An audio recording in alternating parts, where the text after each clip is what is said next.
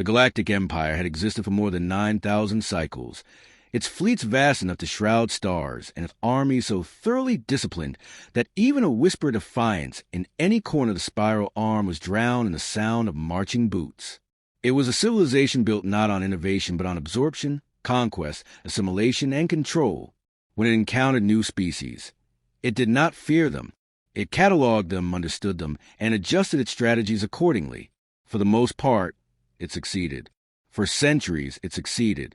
But in the Empire's strategic war archives, buried beneath layers of restricted access and bureaucratic seals, lay a data cluster labeled simply Death World Designate Terra 9. The file had been created nearly 70 years ago, during the early phases of the Terran Contact Initiative.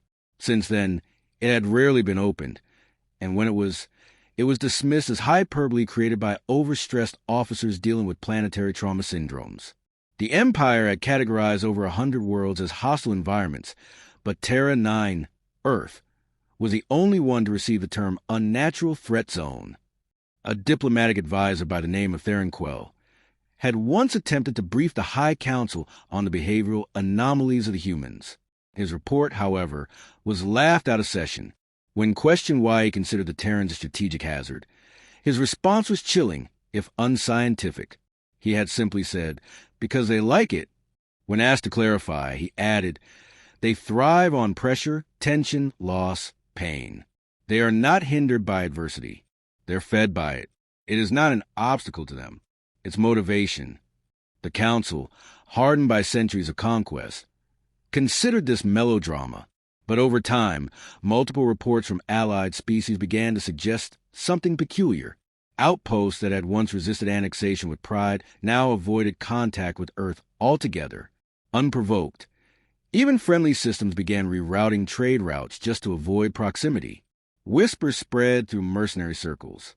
In the criminal underlayers of the Targon Ring, one phrase gained cultural significance: don't take human contracts. When pressed further, survivors from failed engagements were the only source of consistent testimony. Not about humanity's numbers or their military might. They spoke instead about unpredictability, irrational behaviors that made no strategic sense and yet yielded brutal, efficient outcomes. An anonymous mercenary once confessed under oath that a human soldier had offered him water during combat. When asked why, he said he was bleeding out, still fought with a smile, then handed me water like he wanted to die polite. I ran. I don't know why. I ran.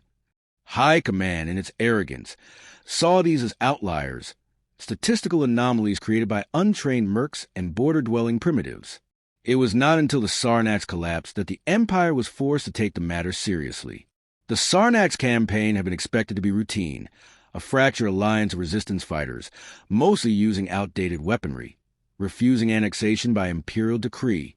Of the 6 species known to be operating in the Sarnax belt, only one was from Terra 9. The initial assault wave had been composed of veteran divisions, heavy infantry, drones, air skimmers, orbital bombardment vessels, all aligned for a fast and total eradication. Within the first 5 hours, communication with 2 of the 4 squads went dark. Protocol dictated standard blackout procedures. But the 3rd squad's final message was logged, partially corrupted but hauntingly preserved. It read, "He's not hiding. He's watching us. He's been watching us the entire time." Review of the tactical footage showed the final 30 seconds of a fire team breaching what they assumed to be an abandoned shelter. The footage displayed no heat signatures, no sounds, no visible motion, until the last frame. Just a flash, a blur of movement, and the screaming started. Command dismissed the entire event as guerrilla tactics. It was only after post-recovery teams analyzed DNA traces that the truth began to take shape. 1 human, alone, estimated duration of survival in hostile terrain, 17 days. Kill count, 49 confirmed Imperials, 7 drones, and 1 landing craft disabled. The Empire's own elite were losing entire squads to a lone Death Worlder, using nothing but captured weapons, improvised traps, and psychological tactics. It wasn't just the violence. It was the methodology, the calculated misdirection, the constant probing of weaknesses, the delayed tactics, the sound mimicry, the use of local terrain to break morale. None of it was random, none of it accidental. He didn't just fight. He stalked. He learned. At this point, classified files from the Precursor Analysis Division began circulating among only the highest levels of the military echelons. One particular file, taken from a deep analysis of human conflict history, was shocking. It detailed something called special operations. These were not large-scale war efforts, not mass invasions or grand military formations. They were units, sometimes composed of just one man, trained to destabilize entire nations. Infiltrate, disrupt, dismantle. And Earth had thousands of them. One report noted that some of these operatives had engaged in wars before the Empire had even developed faster-than-light travel. They fought in deserts, jungles, frozen wastelands. Some worked alone for years behind enemy lines, surviving off the land, invisible to satellites. The Empire had always measured power in planetary scale. It had no defense against a single human trained to become a ghost. An emergency council was convened. For the first time in over 3 centuries, the question was asked, what if the rumors are true? The answer came not from a general, but from a historian assigned to cultural analysis. He presented a series of quotes, taken from human literature and military philosophy. One read, "War is not a matter of weapons, but of will." Another, "In peace, sons bury their fathers. In war, fathers bury their sons. And yet they still go to war." And the final one man with a knife in the dark can do more damage than a fleet at noon. Even the most skeptical council members paused. And yet, in the face of all this, the Empire remained determined. It viewed these anomalies as rare exceptions, not rules. Humanity had no grand fleet, no formal galactic presence, no centralized command, just scattered colonies and isolated systems.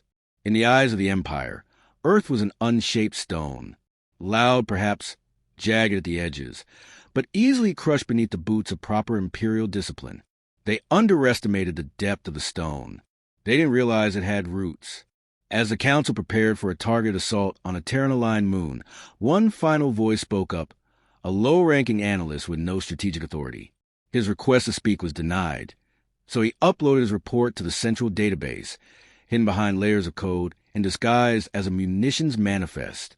The report's title was simple: Never Send a Legion to Kill a Ghost. It ended with one sentence. If they sent one of their best, and we nearly lost a battalion, what happens when they send 10? No one read it in time. And so, the order was given: invade, capture, control. They didn't believe the warnings. But they were about to meet the reason why those warnings existed. And his war had already started. The transport craft dropped through Eden Redoubt's atmosphere under full stealth vector, cloaked against all known surveillance types. They didn't expect resistance. The planet had shown no recent thermal spikes, no movement in the magnetosphere, no energy outputs associated with active defense systems. Imperial scouts had detected faint human biological signatures clustered around a defunct colony site, estimated population. Less than 20, no advanced weapon systems, minimal infrastructure. A single operation group was deemed more than sufficient. 200 elite, genetically optimized Imperial ground troops, reinforced by aerial drones and microscouts, were sent for immediate capture and termination. The drop zone was silent. Trees, native grasses, dilapidated colonial structures long overgrown by biointegrated foliage. No life signs beyond basic fauna. No signs of defense installations or escape transports. The squads fanned out, following tight infiltration routes. Nothing responded, not even local wildlife. A subtle sign they should have understood. 3 hours into the operation, the first squad lost contact. Standard jamming, they assumed. Environmental interference. A secondary recon team moved in. They found nothing. No bodies. No blood. No weapons. Just gear, left exactly where it should have been, arranged in a line, perfectly straight. A message without language. A demonstration of understanding. A game had begun. Within another hour, 5 more teams had lost full communication. The area was saturated with signal scatter. Autonomous drones began malfunctioning. 2 detonated midair from what should have been minor wind resistance. When engineers checked their last diagnostics, they saw code changes, manual rewrites mid-flight, impossible without an onboard uplink, except someone had given the drones new instructions. He was already in their systems. The squad commanders ordered a fallback to central position for regrouping. That was when the bodies started appearing. One by one, team members who had gone missing were found. Without armor, without comms, their faces marked with precision cuts across the cheekbones and neck. Not lethal, symbolic, a pattern. Psychological warfare. Footage retrieved from a surviving helmet showed one of the attackers clearly. One man, human, dressed in makeshift gear. No powered armor, no rifle, only scavenged weapons. He did not flee. He walked directly toward the squad. For soldiers fired simultaneously. All missed. He disappeared in the smoke. 5 seconds later, one soldier dropped, his throat cut. Another detonated when his plasma cell was pierced from behind. The last one screamed, then begged, and the footage ended with a whisper over comms. "You shouldn't have come." Central Command on the orbiting warship issued a directive for full mobilization. Troops rearmed, restructured, and redeployed in hardened formations with armored walkers and airborne overwatch. They assumed this was a hidden resistance cell, perhaps more sophisticated than previously thought. Perhaps not one man after all. Perhaps. But then the power grid collapsed. Every helmet, every HUD interface, every drone uplink and weapon targeting array flickered and died. The diagnostic codes returned were Earth-based formatting. Terran encryption, not hackable, not erasable, just one symbol displayed, a skull inside a triangle, unrecognized by Imperial lexicon. Beneath it, 3 words, "I am awake." The reinforcements landed in full combat formation. Motion detectors were scrambled with constant false positives. Something was moving just outside vision range at all times. The sound of breathing was piped into the comms, never from a known source. Every 5th trooper began reporting nausea. Another 3 had nervous breakdowns in less than 20 minutes. Autonomous drones began targeting their own troops before detonating midair. Squad leaders, following procedure, requested evac. The request was denied. The mission was to continue. The resistance was to be purged. When they finally located the central structure, it was buried deep beneath a wrecked facility, sealed behind debris and overgrown vegetation. They moved in. It was empty, abandoned for decades. Yet, heat signatures told another story, movement below the ground. One team descended. They didn't come back. Their footage revealed flickering lights, sudden blackouts, then a single shot in the dark and screams layered over static. The last image showed a wall smeared with something wet. It said, "You hunt beasts. I hunt gods." The Empire dispatched its advanced hunter-seeker division, soldiers bred for psychological immunity, enhanced reflexes, and battlefield memory processors. They were inserted by orbital drop and moved to flank the suspected zone. On approach, one member stepped on what should have been a rock. It exploded upward, a pressure spike trap using local materials enhanced with nanites, scavenged Imperial tech. The entire squad was incinerated in 4 seconds. The remaining divisions fell back into a kill box they hadn't seen coming.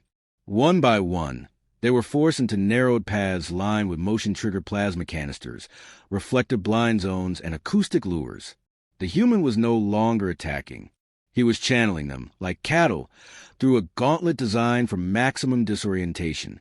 Their own tech was being repurposed against them with a level of precision that exceeded tactical AI predictions.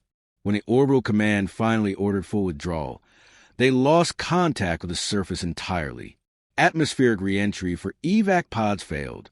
Something on the surface had overridden guidance. One by one, the pods crashed back in the forest, detonated on impact, or went silent upon contact with ground. The last pod that successfully reached the atmosphere transmitted its final moments. A trooper, bloodied and shaking, reported directly, "It's one man. Just one. He doesn't sleep. He doesn't run. He's everywhere. He whispers to the dead, and we can't stop him. He's not human anymore. He's what the void fears. The transmission ended with a scream and static. A week later, an Empire scout ship passed by the planet's orbit. No signals, no signs of life, no power emissions. The command ship was gone. Not destroyed, not debris, just missing, as if it had never been there. No gravitational anomalies, no black hole traces. The ship had vanished from the laws of physics. The scout detected one thing in the system, an emergency beacon set to Imperial protocol frequencies.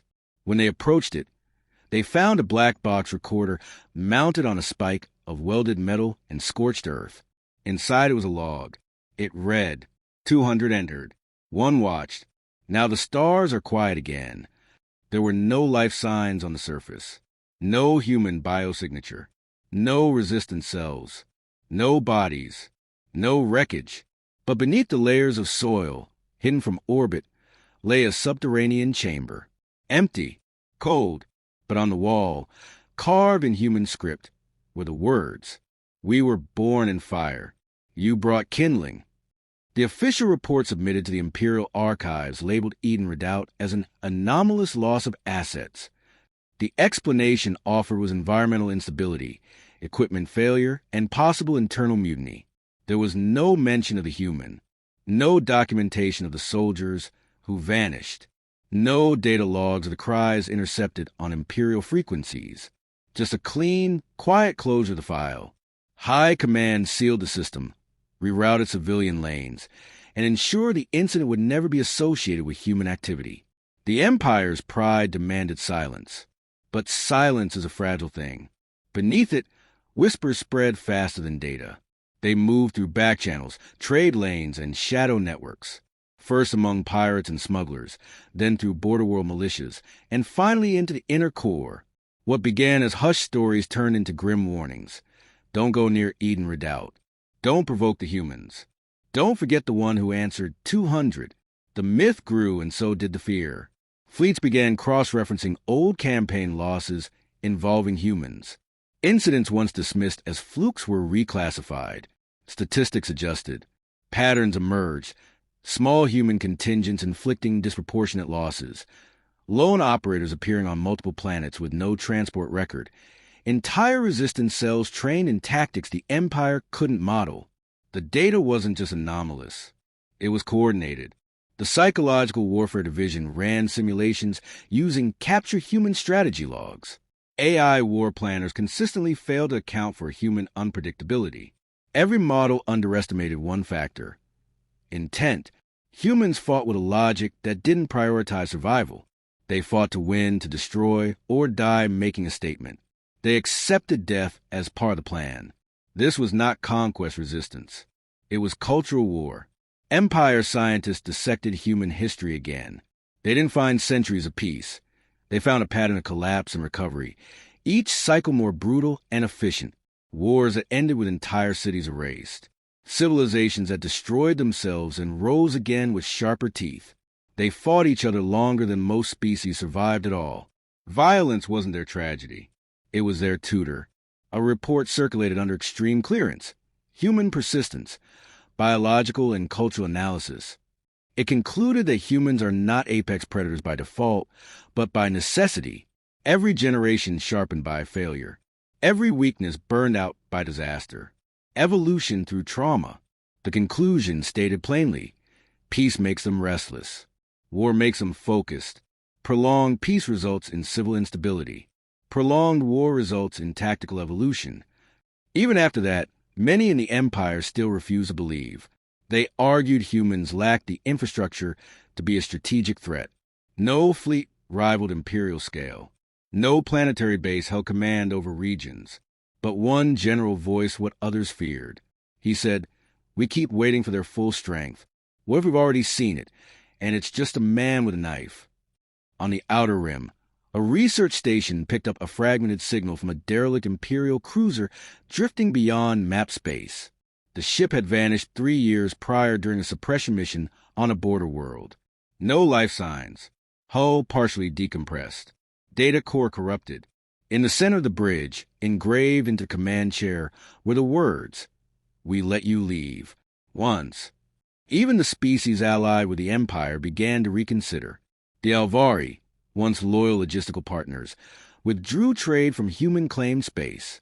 The Koran Confederacy declared neutrality in all future disputes involving Terra-descended systems. Some border worlds declared independence preemptively, fearing retribution. The Empire's authority cracked not through battle, but through anticipation of one. Fear did the work of fleets. Recruitment into the Imperial military dropped. Veterans refused redeployment near Terran colonies. Officers who survived past skirmishes became unstable or disappeared. Training manuals were rewritten, adding entire sections dedicated to asymmetrical warfare with Death World species. Despite everything, the term human was never officially listed. A memo circulated. Labeling invites confrontation. The Cultural Compliance Division attempted outreach, proposing negotiations. Earth replied with silence. No acknowledgement. No demands.